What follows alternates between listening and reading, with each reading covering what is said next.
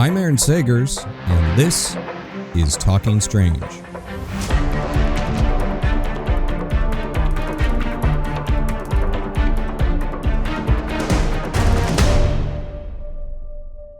Hello, spooky nerds, and welcome to Talking Strange, a paranormal pop culture show with the Den of Geek network.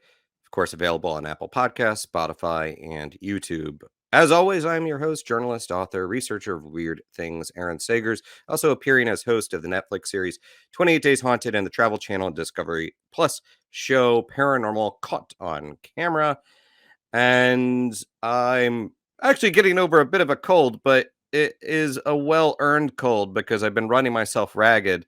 The last few days I've been in Louisville, Kentucky, or Louisville, but I'm going to just say Louisville, Kentucky. And in addition to exploring spirits and booze in the form of bourbon, I was exploring spirits and booze in the form of Waverly Hills Sanatorium. And that was with the Strange Escapes event group, of course, led and operated by Amy Bruni of Kindred Spirits. And it was a great time. Got to meet a lot of folks out there, all of my fellow spooky nerds.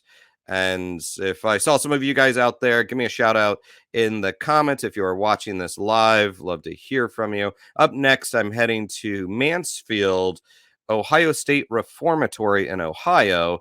So I'll be exploring that as part of Parapsychon next week. Parapsychon, there's still tickets available for that. Another little announcement. I'm very excited about this. So if you're listening to the audio version, you're going to hear this ad talking about the Smell of Fear Candle Company. Well, Smell of Fear Candle Company is partnering with Talking Strange, and with the Strange 15 discount code, you can get 15% off your order at thesmelloffear.com. But what I'm excited about, I'm going to reach behind me and see if I can grab it. Smell of Fear was very nice. They sent me a Sasquatch candle that smells of now it doesn't smell stinky like we say Sasquatch is, but it smells of redwood musk and pine earth, natural wax candle. Very delightful. I like it a lot. I'm going to be putting this ablaze later. They also sent me a nice, cool scented candle, and a skull jar.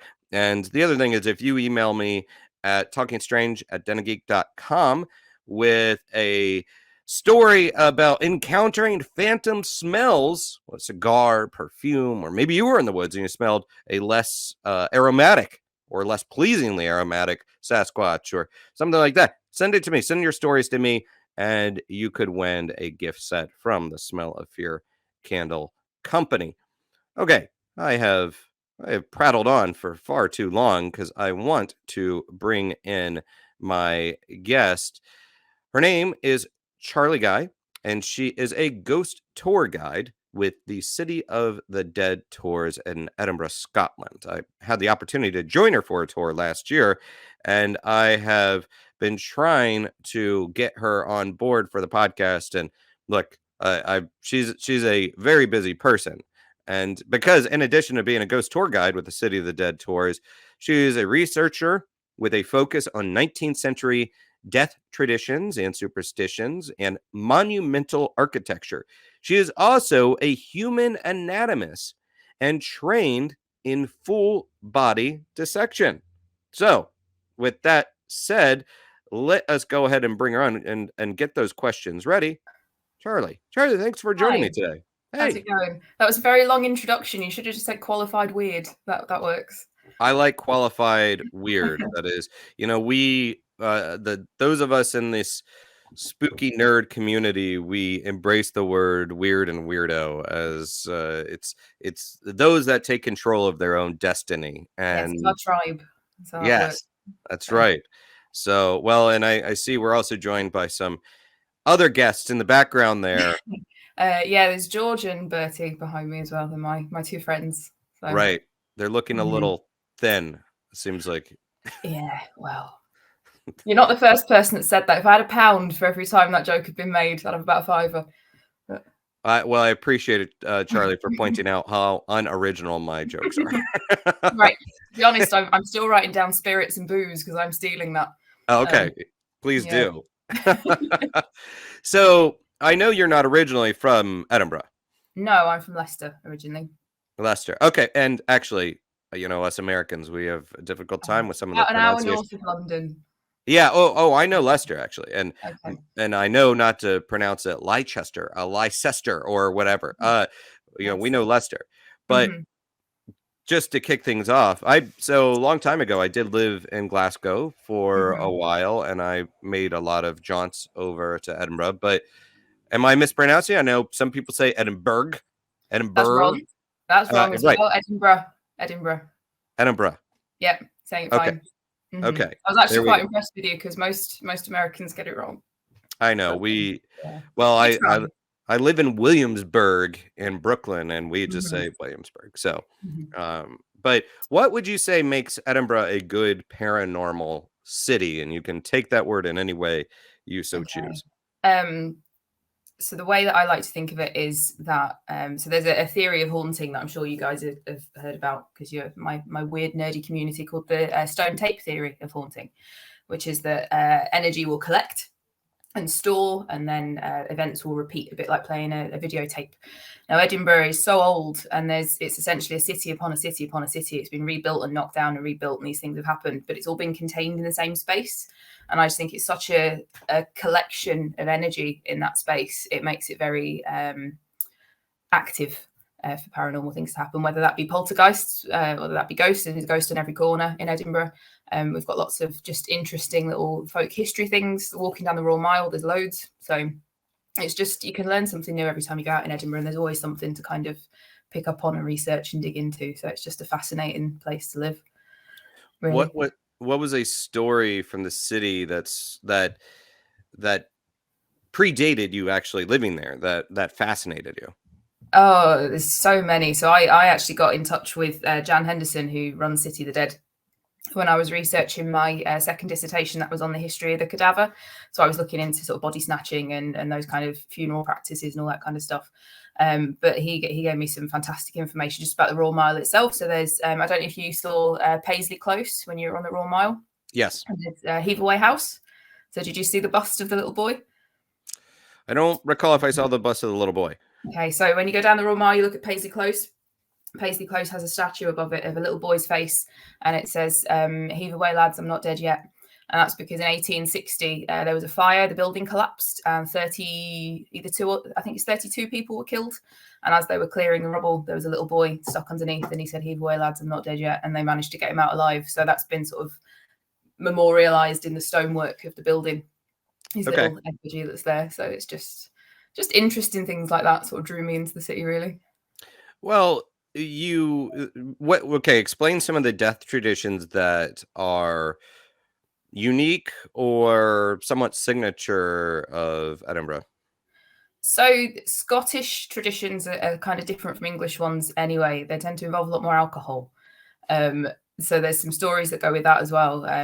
If you want another story or if you just want bits and pieces, but Lay it on me. So we have the wake and the funeral are the wrong way around now. So in modern day, you'll have the funeral and then you go and have the wake and everyone has a drink and you toast to life, whatever. It's called the wake because you're actually trying to wake them up. You're trying to prevent somebody from being buried alive. It was a very big concern in the 18th and 19th centuries.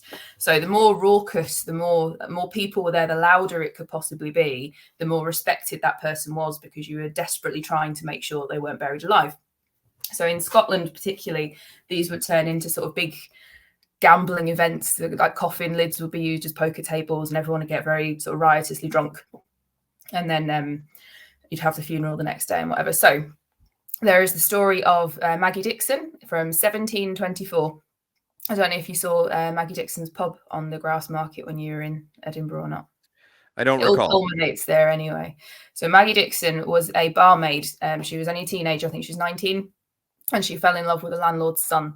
And this was 1724. She was unmarried. She very quickly found herself pregnant. And that was a problem in 1724. So she ran off down to the borders to conceal the pregnancy, which was a crime under the Concealment of Pregnancy Act at the time.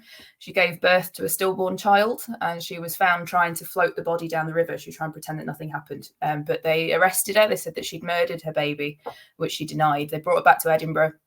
and she was hanged on the grass market and declared dead. So they cut her body down, put her in the coffin, and her family paid to have her given back to them. And then this tradition of the Scottish wake came into play. So they couldn't sort of set up in a house and have the big kind of gambling night, but they could go on a pub crawl. So that's essentially what they did. They went on a pub crawl with a body. So they sort of carried the coffin from pub to pub to pub. And this went on throughout the afternoon until about maybe 1 o'clock in the morning. And they all thought, really, we should probably bury Maggie now. Like, that's enough. We need to take her to rest. And as they picked the coffin up for the last time, there was furious banging inside on the lid. She'd revived inside the coffin. And because she'd been declared dead once, it was decided it was an act of God. They couldn't hang her again. So she lived another 30 years and she ran a pub on the grass market. And that pub's no longer there, but Maggie Dixon stands there in her honour. So there's lots of sort of little folky tales that tie into the city as it is today. And I love that. One of my favorite places to visit, there's a lot of spots in the city that I happen to like, but I did join you for your walkthrough of Greyfriar's Kirkyard, and I wanted to, if you could share some of the stories that are especially poignant about that area, both historically and sort of the paranormal lore that's connected to it. And I know one that I feel like you're probably definitely going to talk about, but go for it. There's so many. It's dangerous to say that to me. I think the thing that stands out to me most with Greyfriars is the sheer amount of people that are buried there. I mean, the closest coffin lid beneath your feet in Greyfriars is maybe 5.5 inches under the soil. So grave robbing was prolific, and we've still got the mort safes to prevent that kind of activity from happening. I think there's not many left in Scotland now. Unfortunately, a lot of them were lost during the war, like the ironwork was taken for munitions. But there's some in Glasgow. We've got 2 in Edinburgh. We're quite lucky. What? And let me just interrupt you for a moment. For those that don't know, the mort safe is the kind of the grates. The barrier is placed over the grave site. So lots of quite dodgy tour guides will tell you it's a protection against vampires. It's supposed to stop anyone from getting out of the coffin. Yeah. It is to stop somebody getting out of the coffin, but it's to stop someone taking you out of the coffin. So you would essentially pay a penny a month to a mort safe society, and when somebody died in your family, you'd be given this iron cage that's always buried down around you. And for 6 weeks, you keep that. And after 6 weeks, it's decided you're sort of rotted enough that the universities won't want you, essentially, and it's given to somebody else. So these were sort of mobile. They weren't meant to be fixed like you see them today. It's just because we don't use them anymore. They kind of sit in situ. But yeah, so that was the kind of stuff that really, because I'm very into monumental architecture, so that's the kind of stuff that drew me to Greyfriars in the first place. And then obviously I've got a lot of friends who are tour guides, got involved with City of the Dead, and the more sort of odd things that you see, it's weird. It draws you back. It's almost like some kind of masochism. You want to see what happens next. So it's a great place. And so the story of George Bloody Mackenzie, who was a Lord's advocate in 1677, imprisoned 1,200, I think 1,200 Covenanters who are Presbyterian supporters, right? Yes. Mackenzie, Bloody Mackenzie, he gets this name because he was not a nice guy. He was not a nice guy, no. We tend to do that over here with like Bloody Mary, Bloody Mackenzie. We just put that in the front of the name. It's like a little moniker. But yeah, no, he wasn't a particularly nice man. And I think it's very odd that, I mean, the Covenanters prison you'll have seen is at the back of Greyfriars Kirk. It was the old holding prison for the castle. So it hasn't always been part of the graveyard. It's kind of been added on afterwards. But he's buried, 30 feet away from that, where all that sort of atrocity took place, which is an incredibly weird thing to do, to build your family mausoleum so close to where you murdered 1,200 people. It's very bizarre. And like the treatment that he did when he was loading these people back there and then locking them away, part of it was to starve them out. Part of he was also torturing and doing some pretty gnarly things to these folks, right? He essentially just wanted to break the spirit of the Covenanters. So they were, locked inside the tiny space of the Covenanters prison. The walls were slightly higher, so there was a watchtower at one end as well. And they were essentially just starved to death. There was no shelter in there at all. The mausoleums and things that are in there today just didn't exist. And they were left in there for 9 months over a Scottish winter. So the majority of them died of exposure or starvation before that point. Yeah. Not that he needs more of a bad reputation, but is it true, or is it more part of lore that he was torturing, decapitating, and putting heads on spikes? So anyone who tried to escape and anyone who tried to help were decapitated and their heads were put on spikes above the gates. So he wasn't necessarily going in to torture people. He's essentially just abandoned them and sort of locked them in, and that was that. They were sort of more forgotten about than actively sort of intervened with. Although I don't doubt that the people guarding them would have had some fun with that as well. So it's just horrific atrocity went on in that place. It's a very oppressive space to stand in. Well, impressive and also a bit intimidating in some spots. If I recall correctly, there is actually a cell within the Covenanters area that you said you've seen people get visibly disturbed and overwhelmed in. Oh yeah, the Black Mausoleum. So the it's interesting because the vaults that we go into on the tours is where I get the most paranormal activity. That is the most amount of stuff that will happen in the vaults. I'm quite comfortable being in the vaults. Like I'll go in there on my own. It's fine. The graveyard at night, I cannot stand it. It's the amount of things that you kind of see, but it feels quite malicious at the same time. I have lots of people fainting on my tours. People hear bangs, but like the collective group will hear a bang, like somebody sort of hitting on the wall. I've seen things jumping out at me. I get lots of people saying there's things walking behind me in the background as well. So it's just very active, but all very kind of threatening active. It's not a nice place to be. And Mackenzie's, as you mentioned, Mackenzie's family mausoleum is just a stone's throw from where he was imprisoning these 1,200 Covenanters. And so that has a bit of a paranormal story, but also sort of a modern day story connected. I mean, we're talking about 17th century in his case, but in 2002, there was sort of a modern chapter added to his spooky story. Yes, that's the story of Sonny Devlin. So Sonny Devlin was a 17-year-old boy, and he was absolutely desperate for a girlfriend. And remember, this is 2002, dating apps didn't exist, all that stuff. So he was absolutely desperate for a girlfriend. He didn't really know how to go about doing that. So he found this girl that he really liked, and he really wanted to impress her. So he thought, I'm going to like pull out all the stops here. I'm going to do everything I possibly can to make her really love me. And he decided the best way to do that was going to be to steal her head. So he went with, I mean, it impressed me, but I'm a slightly strange woman. So he went he went to Greyfriars in the middle of the night with two of his friends, and he took a penknife with him. Now his friends kept watch outside. They kicked the doors down to the Mackenzie Mausoleum, and Sonny Devlin essentially went in and carved off the head of George Mackenzie, and they were found playing football with it around the graveyard. So did that lead to some activity as a result of that? Perhaps the mistreatment of the body brought Bloody Mackenzie back for them. I'm thinking. Go on. It's interesting because we call it the Mackenzie poltergeist, but that's really just because it's better than calling it the Mackenzie thing. Like, we don't think it is the spirit of George Mackenzie. We don't think it's him sort of seeking vengeance or anything. I think it is just that sort of collection of energy that is there has unleashed something that is quite, it's got its own kind of consciousness. But I don't think it is related to George Mackenzie. I think we've just kind of given it that name, and it now sort of has its own kind of identity.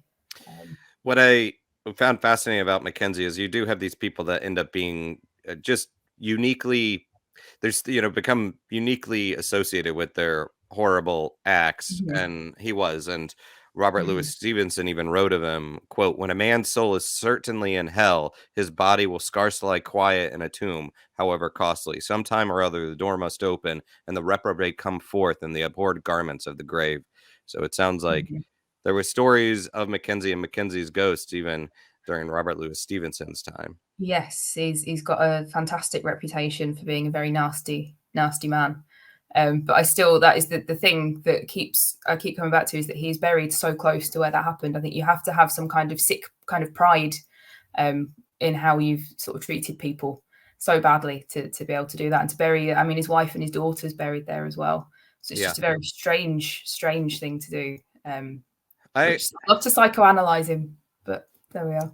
Yeah, I almost wonder if part of this, and we see this unfortunately even in modern times, but the dehumanization of someone. If you're viewing these Presbyterians as less than human, not worth the treatment, then it's no big deal to be buried near where you imprisoned and murdered them. They weren't even human.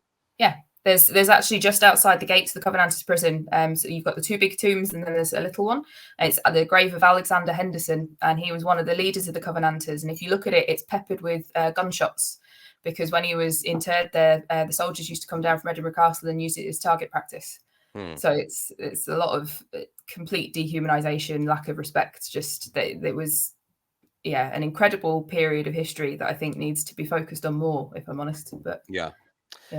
Before we leave Greyfriars, I do want to mention the story of Bobby the dog. I guess that goes back to 1858 and then moving forward. But could you talk a little bit about Bobby, but also something that I took from your tour that I quite enjoyed, the lore and legend that has sprouted about Bobby that is also somewhat damaging? Yes, unfortunately, I think it's more than my job's worth to give you the real story of Bobby on a podcast. So you'll have to come to a tour if you want to hear the full story of Greyfriar's Bobby. But briefly, let's just say that the history doesn't necessarily match up with the story. Right. So what I will say is the tale is that there was somebody that worked in Greyfriars, right? And then so he was either a policeman or a postman. There's lots of versions of the story, but yes. Yeah. So the story, as I know it, is that it belonged to someone that was a policeman or worked in the area, had a loyal dog. The man dies, and the dog kept post waiting for him for 14 years until the dog's death is the shorthand version of the story. And it is a very heartwarming story, all of us that love animals. But there's also the statue nearby there, and the lore is that if you rub the nose of the statue, it's good luck. It's considered good luck as you're walking by, but it's also quite damaging. It's not good luck at all. This was a rumor that was started by another tour company about 13 years ago, and we are desperately trying to undo the damage that this is creating. Please don't touch the dog. It's not lucky. He's not designed to be touched. He's hollow cast. So, I mean, a few more years down the line, he's just going to have a hole in the middle of his face. The gold that you can see is just where the bronze is wearing away. So for anyone visiting Edinburgh, please don't touch the dog. It makes us very sad. Yeah. It's one of those stories that seems harmless, but is actually quite damaging to the surrounding area. Yeah, if you do have a compulsion to touch a statue for whatever reason, walk back to the Royal Mile. You can touch David Hume's foot. His toe sticks over. You're allowed to touch that one. That's fine. Now, with the some other stories that we could talk, I mean, there's so much, honestly. I know we won't be able to get through all of it, but there's the stories of witches. There's actually, let's talk a little bit about the underground vaults, and if you would also like to talk about the Mary King's Close, but specifically, let's talk a little bit about the underground vaults and the significance of those, and what you talk about on your tour. So, I mean, Mary King's Close and the vaults are they're separate, but they're kind of one and the same. So Edinburgh is, like I said before, it's been rebuilt so many times. And at one point it was decided that the old buildings just made quite good foundations. So rather than flatten everything, they just built upwards. So we are a city upon a city. We've got miles of streets beneath our feet in Edinburgh. And that's what you can see if you go down into Mary King's Close. It goes back quite a way. I think a lot of people were sealed up down there in the plague as well. Well, that's at least what the story is. So it's very fascinating to go down there. You can sort of see the shop fronts, people's houses. It's just completely used as if it was above ground, but it's like a sort of subterranean sort of city, which is very fascinating. And then we have our vaults as well. So the vaults were completely forgotten about until the 1980s. They were originally designed as part of the bridges. The South Bridge are the ones that we go into, and they were supposed to be used as sort of storehouses and workshops and all that kind of stuff. But we didn't waterproof it, and it's Scotland, so it rains 98% of the time here. So within a couple of years of being sort of opened as storehouses, they were declared unfit for purpose, and everyone kind of moved out. So what moved in at that point was the poor who had nowhere else to go. I think the South Bridge has 19 archways and something like four to six levels on each archway. So it's just an absolute catacomb of vaults. That kind of goes down into the city. A lot of it's cut into the bedrock as well. So it's quite interesting, quite expansive when you get down there as well, to sort of see what's in there and how people used to live in complete pitch blackness.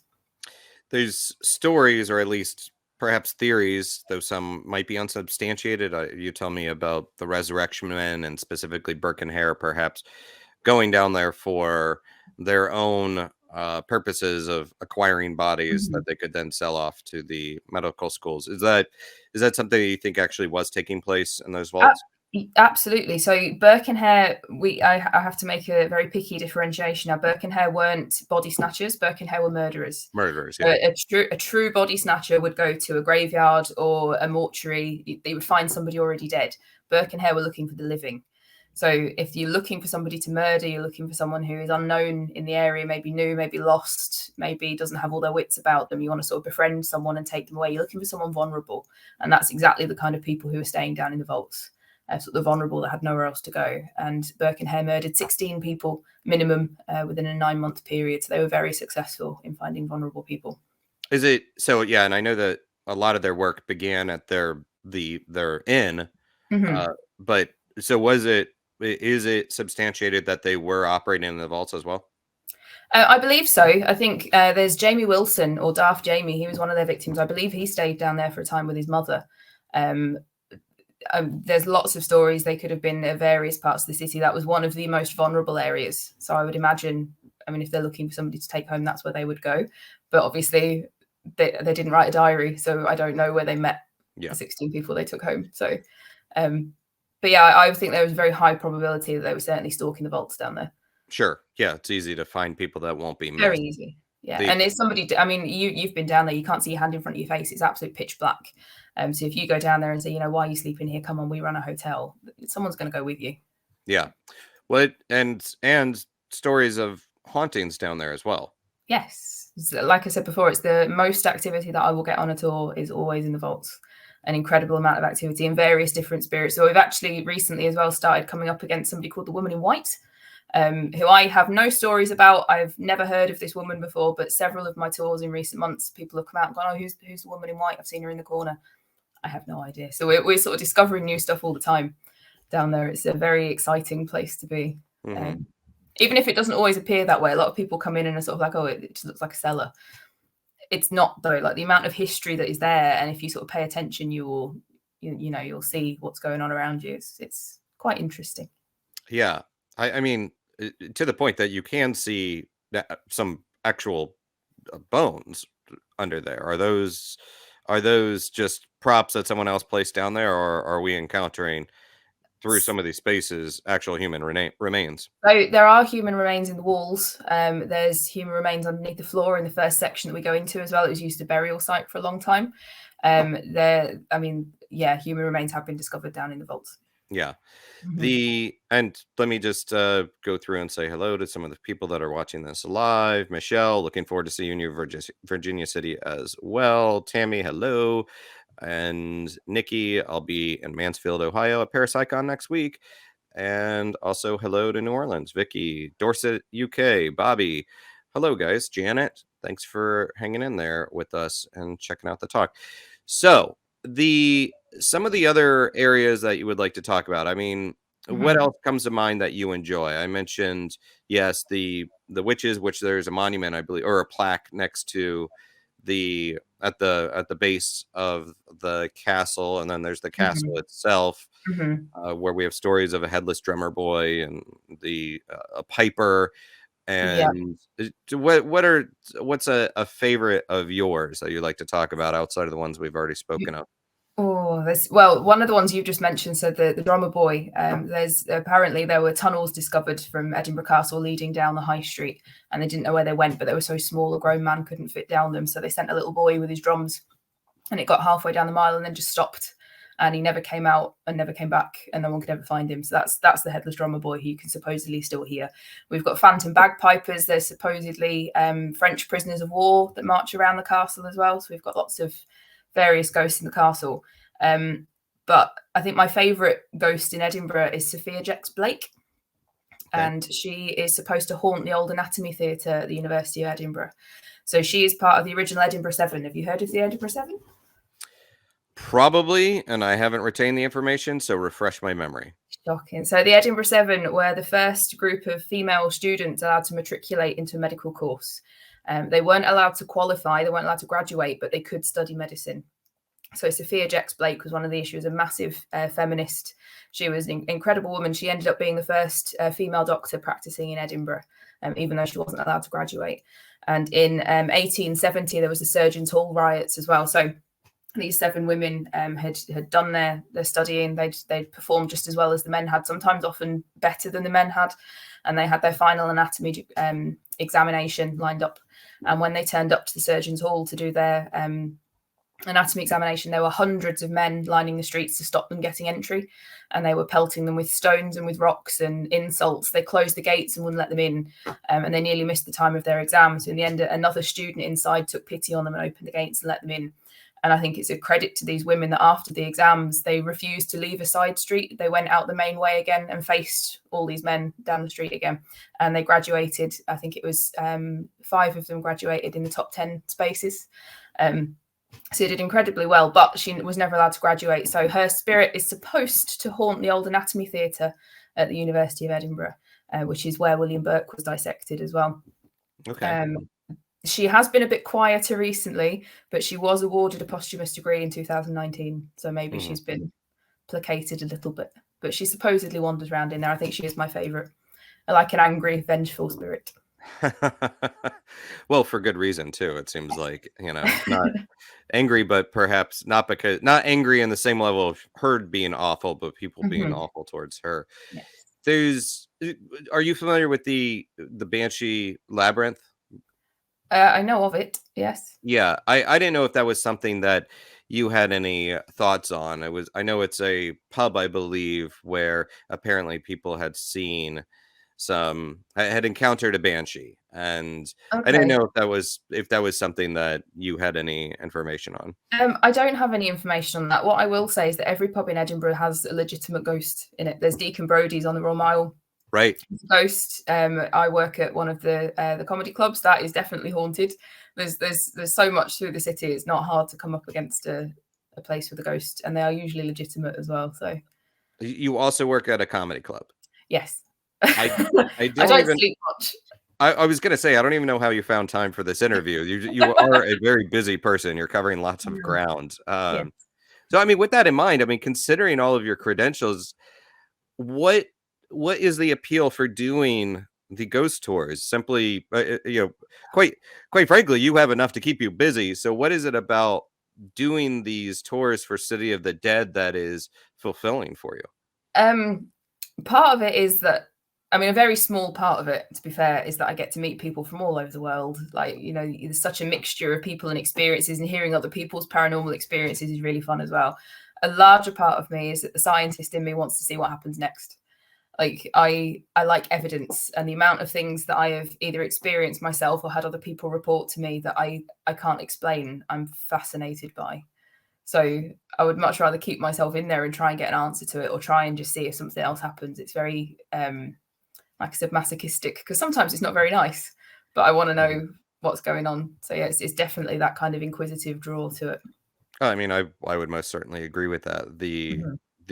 This kind of shared experience, and the fact that we're all heading in the same direction at different speeds, but we're all going to get there. What is the story, and why even in modern era we're still telling these these patterns and these stories over and over again? I think it's interesting. A lot of people will come on a tour sort of absolutely convinced, and they are ready to see something, and they're quite disappointed if something doesn't happen. Or you get the people who don't believe in any of it, it's all a complete load of rubbish, but then something will happen and they will leave petrified. And it's usually the ones who don't believe in anything that will experience something. It's almost like whatever is out there wants to prove it to you. It's very intense atmosphere to be in.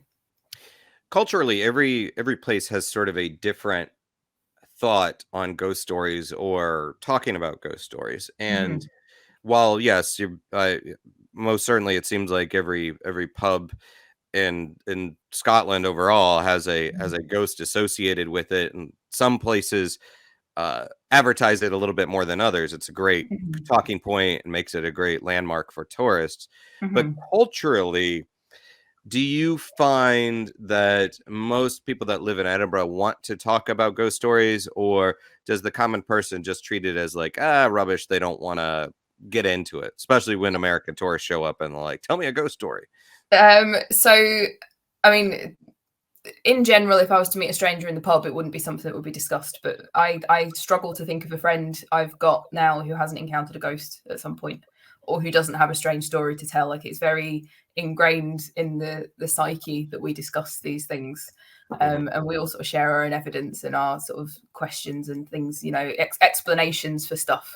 But I think that you've sort of summed it up quite well and said, well, when it's tourism, because a lot of people either look at you like you are completely mad, or they're sort of in it for a kick. And it's not really a kick when you're describing something quite sort of frightening that's happened to you. It's quite personal a lot of the time.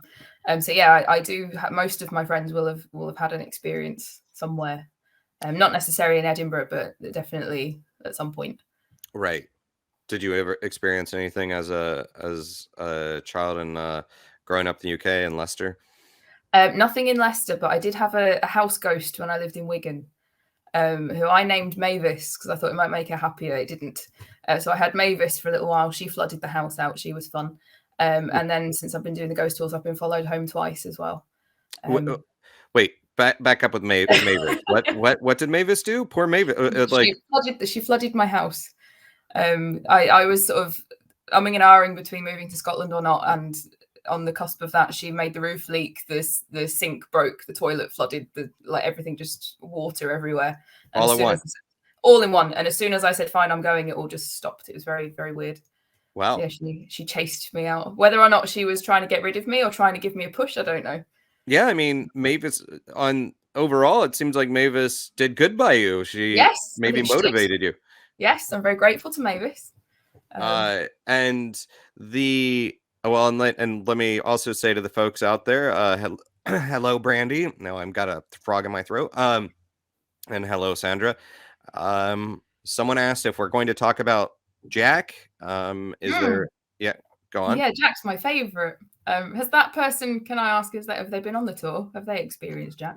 I will ask them. Please let us know if you have been on the tour. But yeah, for those that haven't, give us a little bit of a brief rundown of Jack. Yeah, Jack's my most active entity. He's always been the most active with me as well. We're quite pally, me and Jack.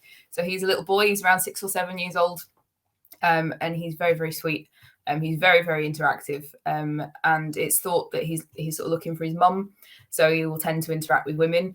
He does interact with men occasionally. It tends to be the ones that really don't believe in him. He'll sort of like go and give him a little poke or something. But he's a very, very cute little boy. He will steal off you though. He takes things out of pockets and stuff. But yeah, he will either sort of tug on somebody's coat, or he likes to sort of wrap his arms around legs. You get a very cold sensation around your knees when Jack's around. And usually he'll be sitting on the stairs when we go out as well. I've seen him quite a few times, just like little glimpses, sitting on the stairs as we leave. So that's Jack. This is in the vaults? Yes, in the vaults. Okay. Yeah. And it does turn out that this person has been on tours with you. It's great. Excellent. Hi, thank you. Right. So are there any other legends or odd lore that are sort of tangential to the ghost story that you happen to like about Edinburgh? Could be cryptids, could be other strange occurrences. Anything that comes to mind? There's not really. I've lived here for about 7-8 years now. But I grew up with English kind of folklore, so I've heard other people talking about sort of things like that here, but I'm not that familiar with it. But I think really you don't really need to focus on that when you have Edinburgh, because like I say, there is a ghost on every corner. So that tends to be what I'm drawn to, more like the human experience of it more than anything else. But I know a lot of people, if you climb Arthur's Seat, they say to avoid the lights and things like that, because if you see a light and go towards it, you'll end up falling off and sort of things like that. So there are sort of urban legends that float around, but I find the actual history far more exciting. So. Right. And I was specifically thinking in my mind, Arthur's Seat, that it's a gorgeous area to walk around, and also connected to, some people connect it to lore about King Arthur and Camelot. And then I guess in 1836, there was the coffins that were discovered there. But are you familiar with that one? I am, yes. They're in the National Museum of Scotland, so I've seen them quite a few times now. So there are 16 coffins, I think, and they're supposed to line up with the 16 victims of Birkenhead. Whether or not someone was trying to give these people a funeral or not, nobody really knows. But they are quite fascinating little peg doll kind of things. But there's quite a few theories. Other people sort of say it could be some kind of witchcraft, or it could be sort of like voodoo kind of magic going on. I think it's more likely that they do represent the Birkenhead victims, and it is some kind of effort to put those spirits to rest. But I suppose we'll never know. So, but they are very fascinating to go and see. And you mentioned witchcraft, and I mentioned it. The stories of people that were tried and murdered because of their beliefs. I mean, I'm of the very much trying to be honorable to the fact that that these are people that had beliefs that were outside of the norm and they were murdered for it, or they had psychological problems, or they were considered hysterical women, or whatever. It's just a catch-all way to get rid of problem people. Yeah, and that's the thing. It was problem people. It didn't even necessarily have to be because you were, mentally unwell. It could just be that you didn't like cooking dinner on a Friday. Oh, she's a witch. It was very easy to get rid of people with that excuse. Are there stories of the paranormal that you believe are connected to some of these victims of witch trials? There are stories. Oh, I think did we freeze? Can you see me? Okay, I think I have you back. I don't know what happened there. Sorry. There certainly are stories down in the vaults, in certain sections of the vaults, but that's not somewhere that I've toured, and it's not stories that I'm very familiar with.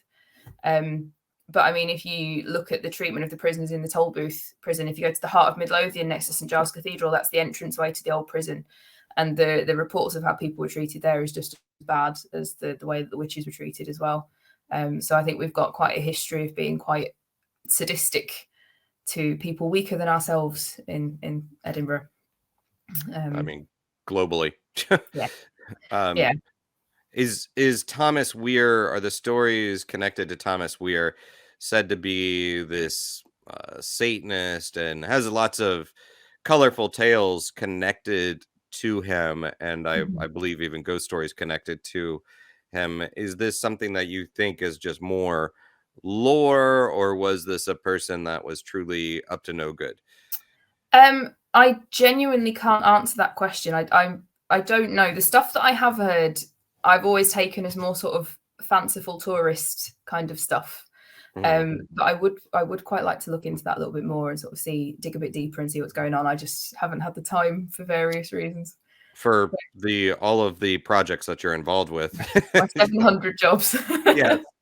Yeah, and let me just step back to Greyfriar's Kirkyard just for a moment. Well, two things that I think people would be interested to hear about if they don't know it already is there's a bit of a Harry Potter connection in this area. Yeah. So J.K. Rowling wrote the Harry Potter books in the Elephant House Cafe. So that used to stand on George IV's Bridge. It burned down a couple of years ago, which is a massive shame. But it used to overlook the back of the graveyard. So she would take frequent breaks, have a little wander around, and she will always deny this, by the way. But it's too much of a coincidence to not be true. Sorry, JK. But lots of the names of her characters are taken from headstones in Greyfriar. So we've got the Potters are there, the Moody's are there, the Blacks are there. We've got, I think there's the Grangers somewhere. We've also got McGonagall. He's my absolute favourite. The original McGonagall was a really bad poet and sort of lauded himself as the best poet that had ever been. And he was completely in love with Queen Victoria as well, which was quite sweet. But yeah, that's where the name McGonagall comes from. So yeah, it's quite interesting to do a little tour around, see how many you can find. Oh, we've got Voldemort as well, Tom Riddle. He's in the corner. So right. Yeah, it seems like maybe a little too much to be a coincidence. I don't know that JK really tunes into my podcast and live streams, but sorry, JK. Call you out. Yeah, it's a very odd thing to lie about when it's like, but we have a list here. It's like, well, no, it's nothing to do with Edinburgh, but it clearly is. So it's also a strange thing to tell a tale about when it's actually an interesting connection to the place that you were spending so much time in. Yeah. And somebody in the comments says in the north section of Southbridge, Wiccans are conducting rituals to guide lost entities in their next life and protect the structure by trapping or banishing demons or poltergeist. I cannot speak to the veracity of that, but that is an interesting point. It is interesting. It's not something that I've heard of, but I'd be up for seeing what that's about. Yeah. Me as well. And also just about Kirkyards, or Greyfriars. I was curious if you could add some clarity to the apartments that seem to be the flats that are built into the wall, and then we Yeah. also have the tombs in there. Uh-huh. Sort of the story behind it, because you hear a lot of tour guides spinning different yarns about that. So Edinburgh originally was surrounded by something called the Flodden Wall. There's part of the structure is still left standing in Greyfriars. We've got 4 surviving sections in the city. There's 1 on Greyfriars, there's 2 on the Grassmarket, and 1 on a street called the Pleasance as well. So if you look on a map, you'll see a very rough original kind of boundary line to the city of Edinburgh. And then even more than that, if you walk down the Royal Mile, you come to a pub called the World's End. And just outside that, the cobbles in the road are brass, and that's where the original city gates were. So you can kind of see the city was absolutely tiny. I think the Royal Mile was sort of the length of the city, and 10,000 people lived in a mile stretch of space. It was ridiculously packed in and overcrowded. So that meant that every section of space was used. So we've got the buildings in Greyfriars are built right up against the Flodden Wall, and they just kind of always stayed there. And it's just kind of been rebuilt and reused. But we do have a very strange kind of setup now of residential buildings, graveyard straight away. Yeah. And it looks quite harsh, but when you know that everything was that compact for so long, it kind of makes sense. Interesting. And for you personally, something I really appreciated about your tour is you were also quick to debunk some of the stories that are not historically solid, historically sound. Are there any tales that for tourists that come to the city, you just want them to not have the incorrect impression or information about any of those kind of popularized tales that you just want to kind of debunk? Yeah, I mean, well, I've already said Bobby's nose. Please don't touch the dog. Right. But Burke and Hare, so many people think that grave robbing and body snatching are interchangeable terms. They're not. They're completely different things in law. And Burke and Hare were not body snatchers. That drives me absolutely potty. When they say, "Oh yeah, the body snatchers, Burke and Hare," they might have done one. Their first victim might have been a snatched body. After that, they were murderers. They were the first serial killers that we sort of documented in Edinburgh. And it really frustrates me when people turn up and say, "Oh, they were body snatchers," because they absolutely were not. And it kind of, I almost want to say that it gives a bad name to the actual body snatchers, which is a weird thing to say. But yeah, like actual body snatchers, they would be gangs of people who had no better way of making money. A lot of the time, it was very, very poor people who found a way to make a lot of money doing very little work, which I'm fairly sure we could all do, given the opportunity. But yeah, Burke and Hare were opportunistic, and they were very nasty men as well. Hare sold out Burke, right? He did, yes. He turned king's evidence. So in exchange for his own freedom, he dropped his friend in it, essentially. And he was released. Yeah, what was the rest of his days like? So he was the only serial killer in history to have been in the hands of the authorities. He also wrote and signed a full confession and was just let go. So he was quite naturally chased out of the city of Edinburgh by the population. There are reports that he was blinded in a pit of lime and sort of kicked out over the border into England. There's other reports that say that he went to America. Some say he went to Belfast. So we don't really know where he ended up. He probably changed his name and kind of disappeared at that point. His wife never left Edinburgh, as far as I'm aware. She stayed here, which is quite a brave thing to do. But yeah, he kind of disappears. The most convincing evidence that I've had is that he went back to Belfast. So that was the anatomy inspector for Scotland. That he gave me that information, actually. So I think he went back to Belfast. It's widely believed the wives were aware of what was taking place. Yeah, absolutely. I mean, when they were caught, so the night that they essentially rented a room out to a couple and forgot they had a body hidden in it. And the couple went in and found the feet sticking out from under the bed, essentially, and raised the hue and cry. And Hare's wife was sort of begging them, like, not to go to the police, like, it's all right, it'll be gone in a couple of hours. So there's no way that they couldn't have known. You know, you can't really hide a body in someone's house when you live in 2 rooms and not have them know about it. So I think they were probably quite complicit in that. And I know it's not necessarily something you're able to talk about on the tours just because of the location, but is it Dalhousie Castle a little bit outside of Edinburgh, and Borthwick Castle? Those 2 locations have some fascinating ghost stories connected to them as well. I know Borthwick Castle does. I'm not familiar enough with them to be able to tell you about Yeah, any of them, I'm afraid. it's okay. Um, I know it's a little bit outside of mhm, the grounds that you cover. You wouldn't be able to yes. walk there with a tour group. No, no, a little bit out of the way. But Borthwick's absolutely beautiful. So if anyone gets a chance to go there, I can recommend that one. So Yeah, said to mhm, be home to the ghost of Mary Queen of Scots, I guess.